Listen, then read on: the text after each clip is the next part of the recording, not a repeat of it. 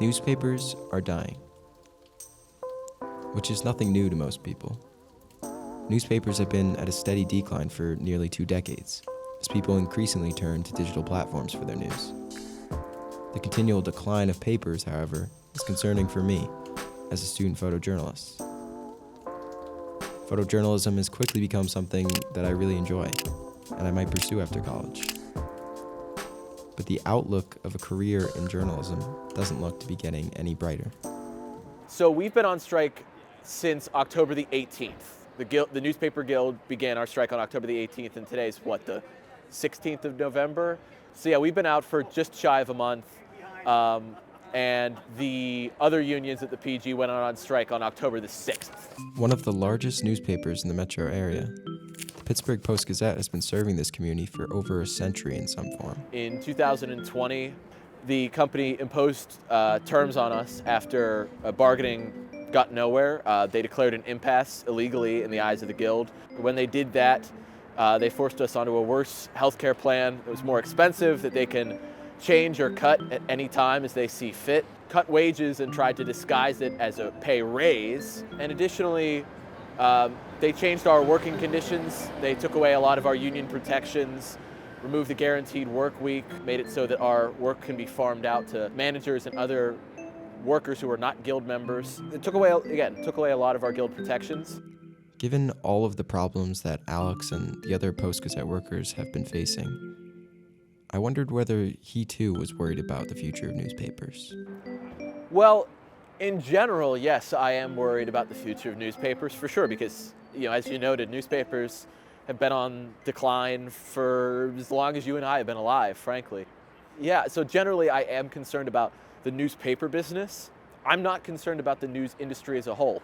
People across the country and across the world have shown that they have a desire for fair and accurate news, and it's up to the news business to continue to adapt to that. As people who work in this business know, digital ads aren't as profitable as print ads. Add in the fact that, the big tech companies like Facebook and Google have taken a lot of the ad revenue away because it's no longer a market of eyes on journalism, it's a market of the attention economy, period. And what are people paying attention to?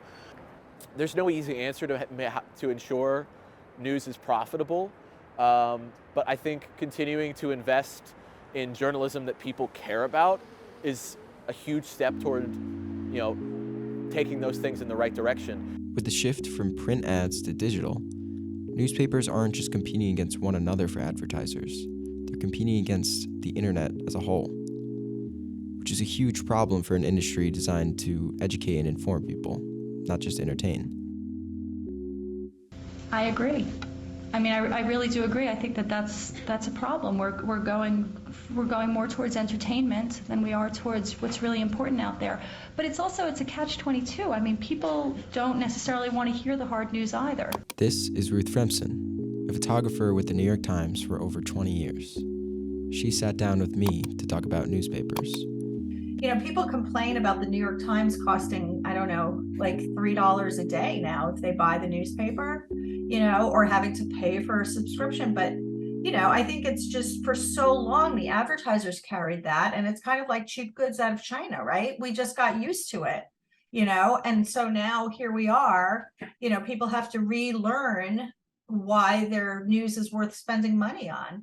What is your thoughts on trying to become a photographer when it kind of seems like the internet isn't incentivizing hard photojournalism? No, the internet is not. But I think if you want to do hard photojournalism, you're going to point yourself towards the places that are doing it. As a staff photographer with a large publication like the New York Times, Ruth's circumstances were, of course, a bit different than like those I observed with the Pittsburgh Post-Gazette.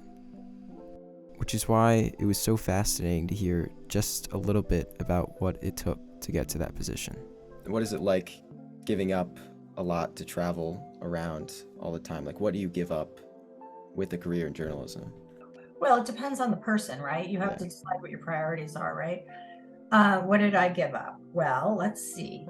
I gave up many holidays with my family in exchange for spending New Year's Eve in Sarajevo with doctors who were exhausted, who had been in the ER for years during the war. And so I didn't spend the holiday with my family, but I had an incredible holiday, once in a lifetime experience.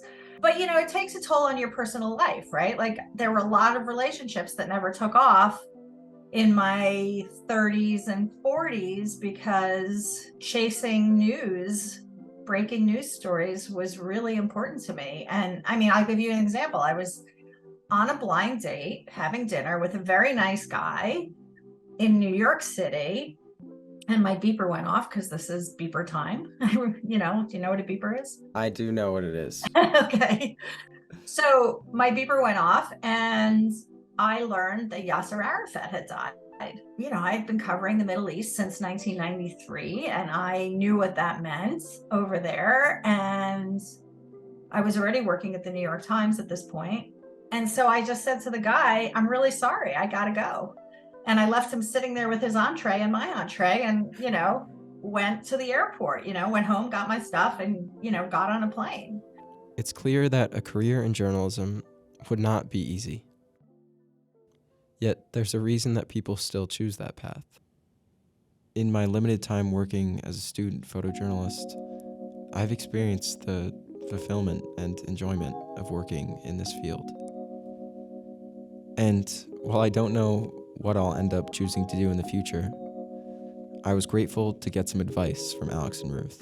So I think, if that is the kind of work you want to do as a journalist and you really, really want, and I tell this to everybody, right? No matter what it is you want to do, if you want to do it badly enough and you can focus enough and you can have the drive to do it, I'm not saying it's easy. It's not easy. And you really have to be kind of tunnel visioned about it for a while in your life. But you can certainly make it happen. So yeah, if you're a young person who's interested in journalism, best advice I can give is, stick with it, keep going, work hard, stay at it, and consume the news. If you want to be a really good writer, read writers you trust, read writers whose work you like. If you want to be a good editor, do the same thing. If you want to be a great photographer or videographer, examine the work of people whose work you appreciate and find ways to take influence from those people. And keep at it. It's not an easy path, but it's a path worth taking.